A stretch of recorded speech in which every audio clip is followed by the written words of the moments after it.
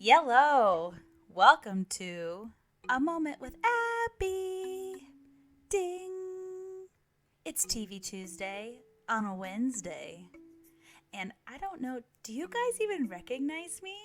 I got my hair done today and I feel wonderful. I go to this cute little salon a million miles away, and it's worth my time in that drive. And a little side note, my hairdresser said, "What's up in the TV world? Because you're my go-to." I was so elated on the inside and like cool on the outside. I said, "Oh, have you seen the show The Vow from the previous podcast with my friend?" She said, "No."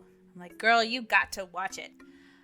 I share a little bit of my love of TV with my hairdresser. We talk about England's COVID restrictions, and we agree on so many things. We could totally be best friends. Anywho, I got my hair done, and I feel like a normal human being now. You know, when we had to go from March to, I think it was June or July of this year, where I couldn't get my hair done, I felt like an animal. An animal with an abundance of gray hair. I didn't realize how much gray hair I had until I was forced to wait. I think that's why I'm still really kind of mad at Boris Johnson. Not because of any bumbling going on with Brexit or with any other COVID restriction. It's really because he made me wait to get my hair done. And then he also traumatically made me cut my husband's hair, because for his job, he has to have shorter hair. We both have not recovered from that. Okay, I'm getting a little controversial for this channel. I'm gonna go right back into what today's episode is about. It is about the TV show on HBO called The Undoing. It stars the yummy Hugh Grant. Loved him since the 90s. I've pretty much watched everything he's been in except for like more recent things that he's done. Then there's also Nicole Kidman, who, I really have to figure that out, was one of the executive producers of the show. She was the first actor to be cast in this production. David E. Kelley was the writer of this. He adapted it from a novel.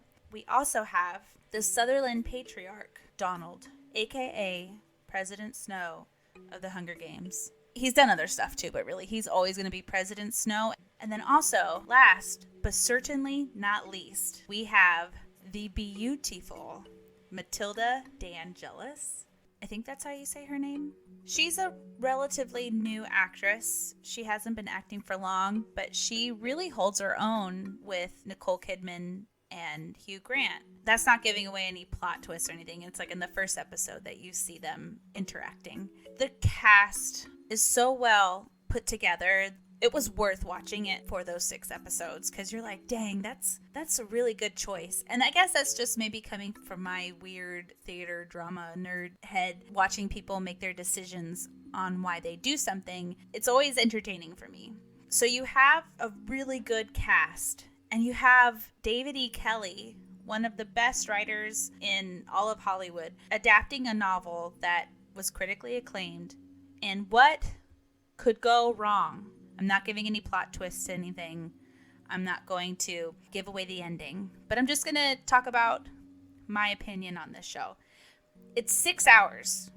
It's an hour for each episode.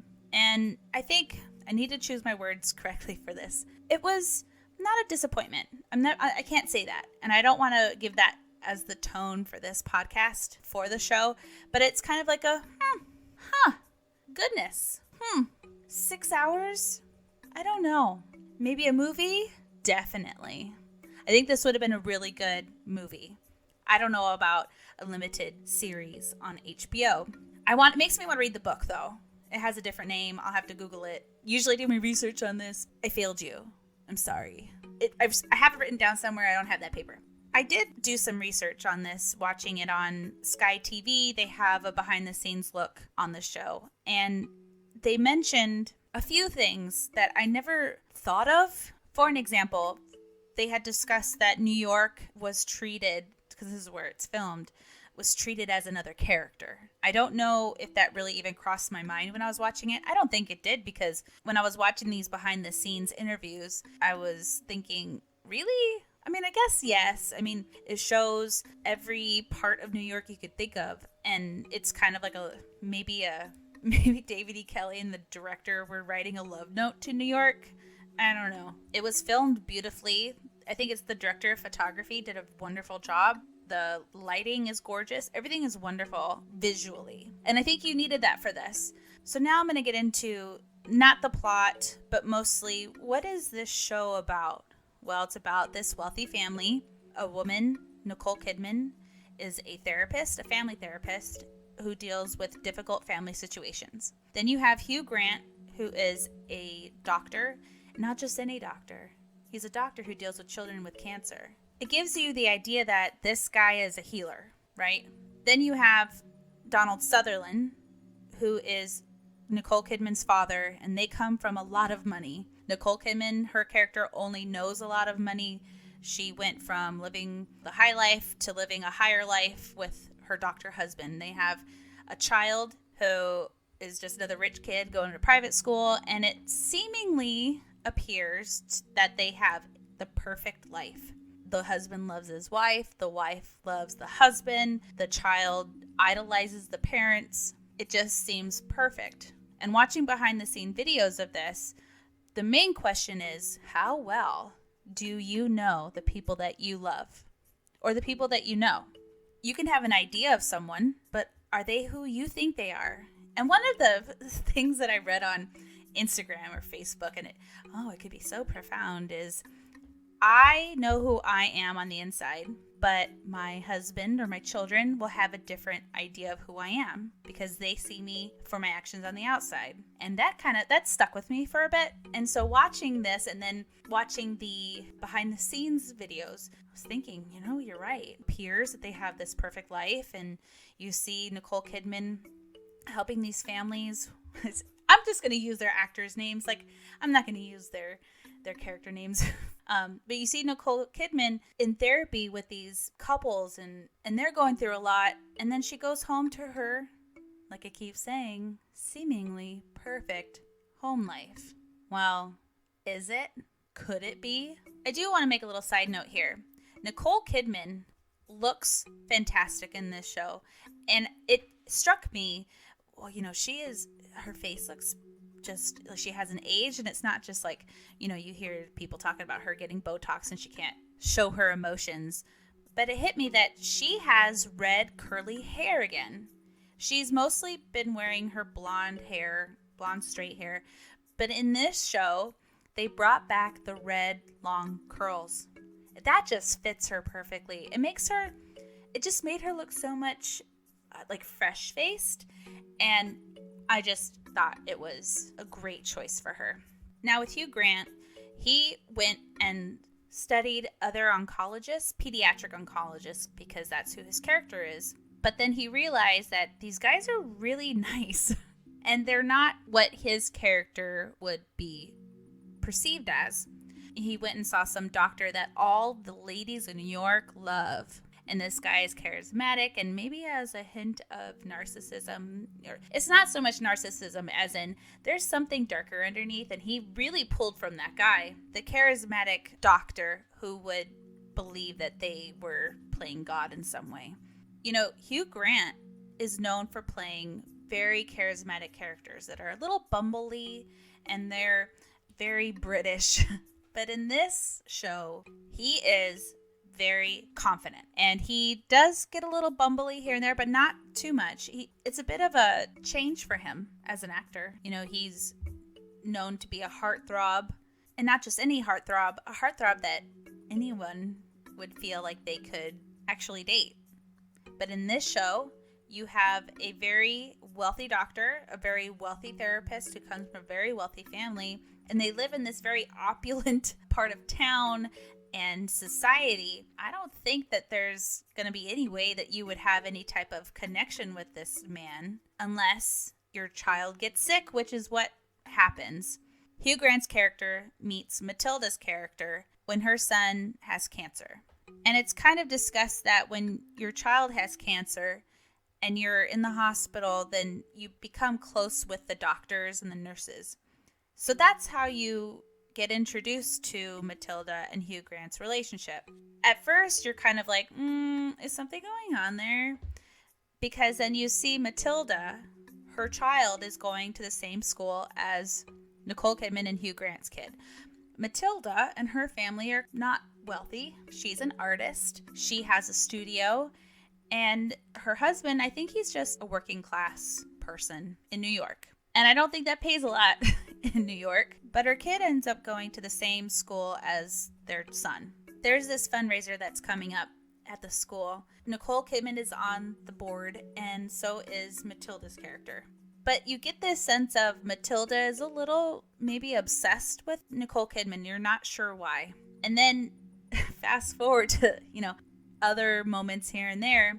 She's not only staring at Nicole Kidman, but at one point they're in a gym and she's like walking around naked in front of Nicole Kidman. And then she's telling her how much she admires her and likes her and blah, blah, blah, but not like in a weird way, almost like a, I think I want to be you way. So she kisses Nicole Kidman at some point and you're like, what's going on? Is she totally into Nicole Kidman, or is she just obsessed with Nicole Kidman in a way that's maybe a little creepy? But they don't really flesh that storyline out so much. It's just kind of like, here it is. Matilda really likes Nicole Kidman.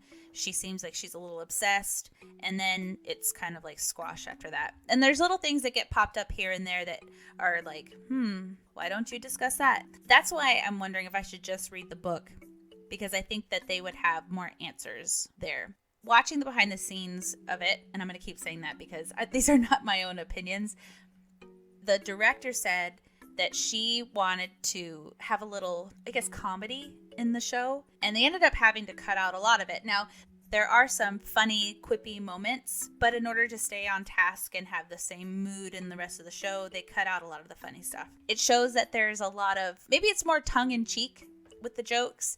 There is a woman at the private school who says something funny to the news person who's interviewing her, but it's not supposed to be, from her point of view, funny, but from our point of view as the audience, it's kind of funny because you're like, these people have no clue. When I say these people, I mean the super wealthy individuals who live in the bubble of New York City, of the wealthy part of New York City. They almost have no clue what it's like to be out in the real world where there's, I guess, tragedy. And if there's tragedy on their side, it's a little more upper class tragedy. And I'm not putting down wealthy people saying that, oh, they have no idea what life is. That's not what I'm saying. What I'm saying is, in this show, it's portraying rich, and it's not just rich people. This is mega rich individuals live in a different world as other people. You have Hugh Grant and Nicole Kidman and her dad, and they are mega rich. Like, they could pretty much get out of any type of financial sticky situation because they got reserves. Then you have Matilda's family, where her husband works, I'm going to say paycheck to paycheck, and she's an artist, which I'm not exactly sure how she has an actual whole studio, but you know that there is a complete different idea of who is going to be treated fairly and who is the easiest to throw under the bus. I am going to say I do not like the police officers in this show. I think because at first you're taken a little aback by their choices, but also I think that they just were too aggressive. I don't know if that's how they do it in real life, if they're really that aggressive, but I felt like they were just, they were too much. I really loved the lawyer. She is played by Noma, oh my goodness, I'm going to have to say this, Dumezweni. She gives a fantastic performance. Man, you can see when she gets kind of like beat down, like, these people. But I really enjoyed her acting in this. There are a lot of questions still that I have in my mind, and I'm not going to discuss them just yet because I think it would give away too much. But there is a person who is played by Lily Rabe. She is from the American Horror Stories stardom, and she's kind of everywhere. And she's a well-trusted friend of Nicole Kidman in this. And there's a few theories about her and how she is connected with these families other than just being a friend. If you guys have watched the show, I would love for you to give me your opinion on her character. I'm going to give one last opinion about this show, and it's the parenting in this TV show. There's a few times you're like, is that how they really are going to treat their kid? Or did they really just allow that kid to see that picture on that screen in the courtroom? There's a few times where I was watching it and I was searching the audience in the courtroom of the children, and man, they were there. They show a very graphic picture of the woman killed, and like her son is right there, like in the front row, and so is Hugh Grant and Nicole Kidman's son. In the very beginning of the show, a kid finds his mom dead in her studio. And that's not a giveaway. I mean, that's from like the first episode. So you're kind of like, holy crap, these kids are really kind of thrown into it a little bit. And is that a take on today's society? I don't know. Maybe it means nothing. Maybe the kids are a complete afterthought in the show in a weird way, because yes, they are very central in the story, but yet they're also in the peripheral. If you watch the show, look at it from that way, because it's so strange how these kids are considered so important and so loved, yet are so thrown and cast aside, or are treated in a way that you're like, wait a minute, are you really doing that right now? Is that healthy for their state of mind? Everyone's going to be screwed up at the end of this. Nicole Kidman is going to have a ton of business from other people watching this, because they're going to be like wondering what the hell.